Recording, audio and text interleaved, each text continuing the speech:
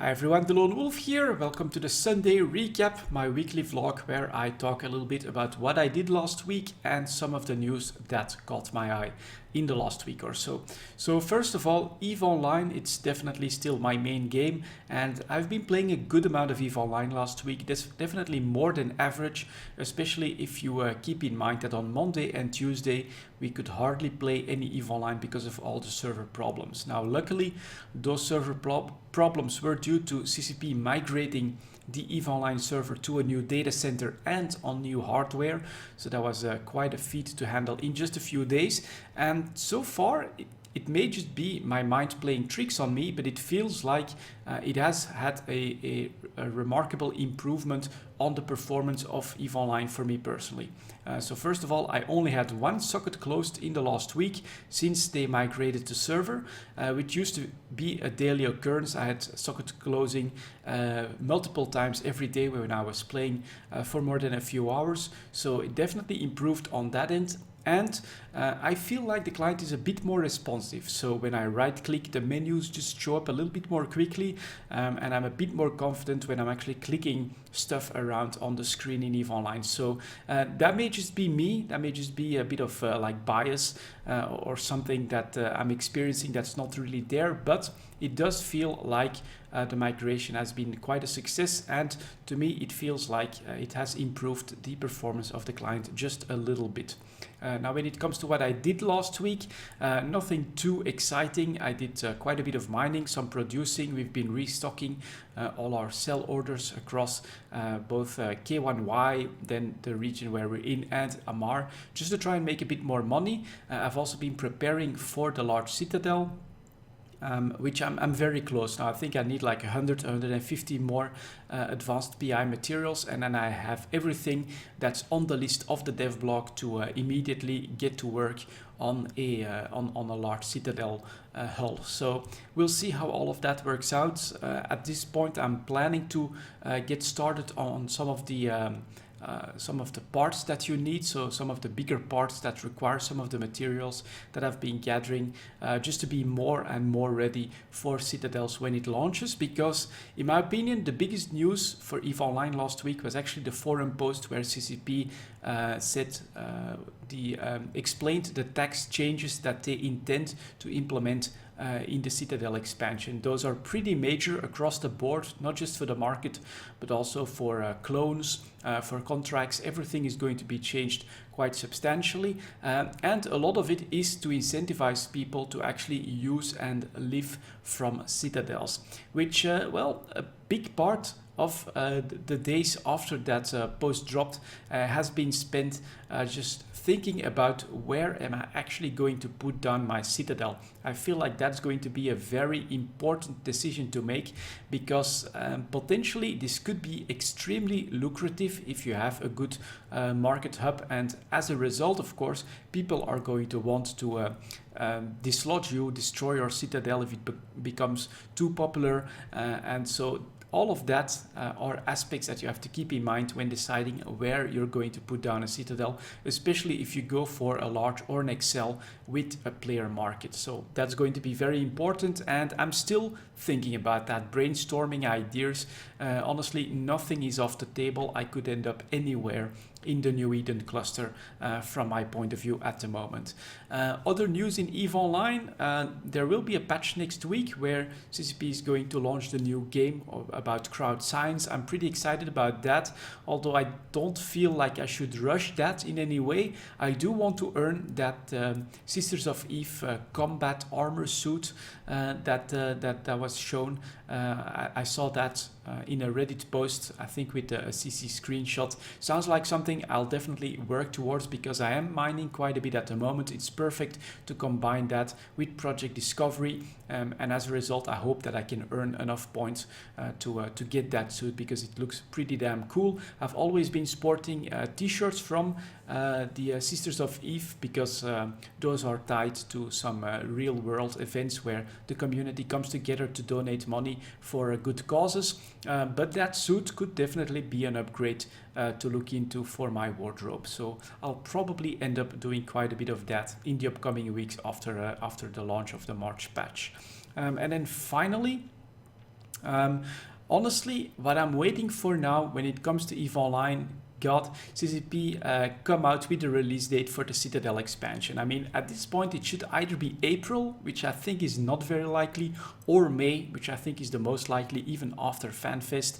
And that means that I have now 1 or 2 months to do other things, and so to decide on other games to play, on preparations for the Citadel expansion. So that's really what I'm waiting for, that release date for the expansion. Now, in the video blog that CCP Seagull gave us, they said that they still hadn't pinpointed the exact date, and so as soon as they did, they would come out with a release date. But honestly, I'm starting to be pretty excited. I want to know, is it going to be an April release, or are we just a bit over a month away from the Citadel expansion, or do we have to wait until May, maybe even June?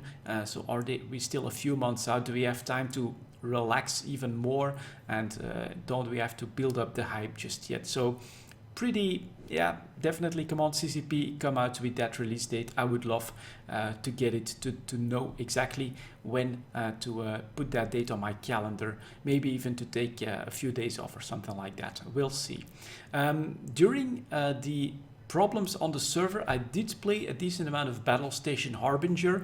It's a fun little game. I reached level 18, and so I unlocked, I think, every ship except 4. I think at level 21 you unlock every ship.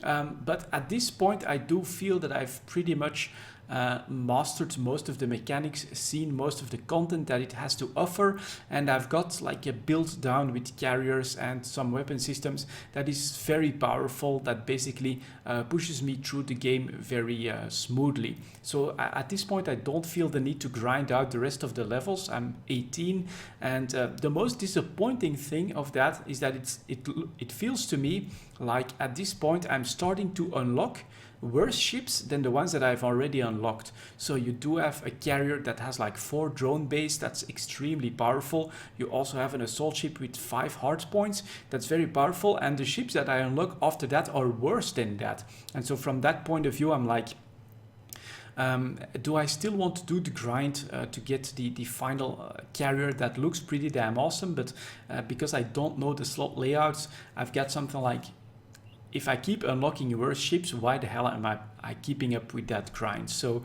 at this point, I'm probably not going to play a lot of battlestation Harbinger anymore, but it is a very fun little game, and one session, so one basically mission that takes 4 maps, I would put that at probably around 2 hours if you know what you're doing, and you do a little bit of grinding early on to get you through the first slow part of the game. So around 2 hours to play a quick game of Harbinger is definitely not bad, and I can see myself jump back into this game for very short sessions once in a while if I really don't know what else to do, just like I do with Banished at the moment. So those are 2 very small games but very fun. Banished if you want something that's longer term but extremely relaxed. If you're looking for something that'll just keep you busy for a few hours, then Battlestation Harbinger is definitely a good game for that.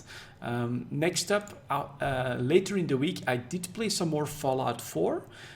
So that went well, decently well. I'm level 62 on the character. I did join the Institute, but having basically finished the story with the Institute, it's a bit of a cutoff at very quickly. So the Institute, you do a few missions for them, then they tell you, hey, keep your Minutemen under control. Then the next mission is just decapitate the railroad, and after that, full out war against the Brotherhood of Steel, destroy those guys. So you've basically taken out all parties in the Commonwealth in just a span of a few minutes.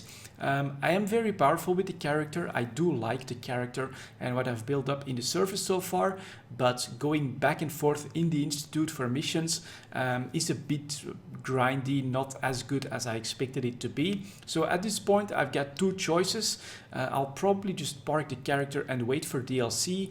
Possibly, if I really have a lot of time on my hands, I may re-roll yet another character, maybe including DLC stuff to experience with a completely fresh start. We'll see about that, but it's definitely been a fun experience playing Fallout 4. I think it's a pretty damn good game, and I'm definitely excited for the DLC to start dropping. So I did buy the season pass so that I get all the DLC when they come out. And then something that may disappoint a few of you, but I'm putting Tom Clancy's The Division on hold for now. I'm just not sure if I should pay full price for the game. So what's worrying me a little bit, I've been watching some videos. Basically, I was planning to pull the trigger this weekend on, okay, I'll just buy The Division, get started on Tuesday, see what it has to offer. But I started watching a few videos, reading up on Reddit about all of it, and basically data mining of the client so far, which can be preloaded at this point, talks about 26 missions, which most people put in at around 10 hours of content. And I understand that it is a looting game, just like maybe Diablo or Path of Exile or something like that, but then in a third-person shooter setting. But yeah, 10 hours of content for $60 for the full game, it feels like a pretty big risk to take at this point already. And so this is why I've decided I'm not going to pre-purchase the game. I'm not moving in on day one for The Division. I'm actually going to wait for reviews. I may yet jump in if people say, well, this is actually a really awesome game, you gotta start playing it. But if the reviews are not that good, I'll probably wait for something like a sale on Steam. Let's say the Steam summer sales could already get us 25-30% of The Division in just a few months' time. And then that would be perfect to probably jump in that, experience the story, and not feel the pressure of having to keep playing the game just to get your money's worth. Basically, that's a little bit what I'm worried about.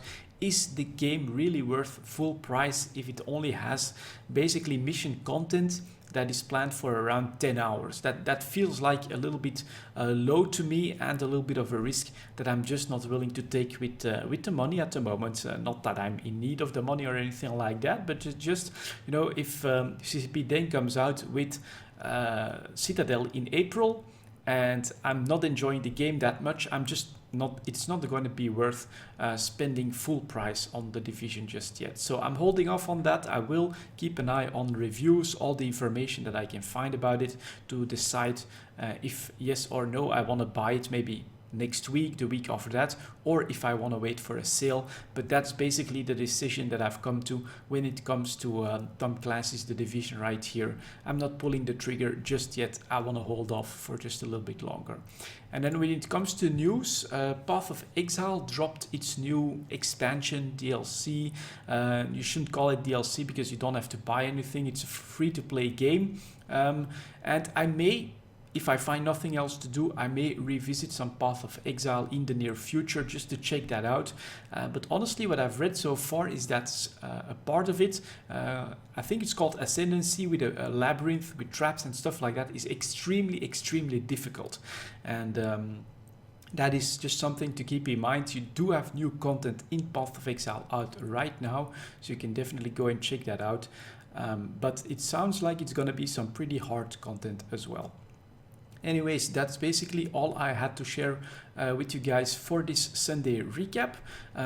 I'm a bit in limbo at the moment because I do feel like I've got some extra time for maybe another game to check out. I was planning on it being The Division, but I'm a bit scared of just pulling the trigger on that now. So I'm thinking about what am I going to play a little bit more of. I could revisit a Blizzard game. I could, well, honestly, it could be anything. We'll see what I decide to do when I actually decide. But yeah, for now, just that's one thing to keep in mind. I've got some videos ready on the games that I've been playing, but at the moment I'm focusing on EVE Online and the Citadel expansion, but I also know that could be 2-3 months out. So for now, I'm sort of thinking, what am I going to play next? What do I want to spend some time but not too much in, just so that I'm ready for the expansion as well, if that comes out early. It's a difficult choice to make sometimes. What do you want to spend your time playing? And that's basically, yeah, the situation for me at the moment a little bit as well. So we'll see how that works out. But for now, thank you very much for watching, and I'll see you all next time.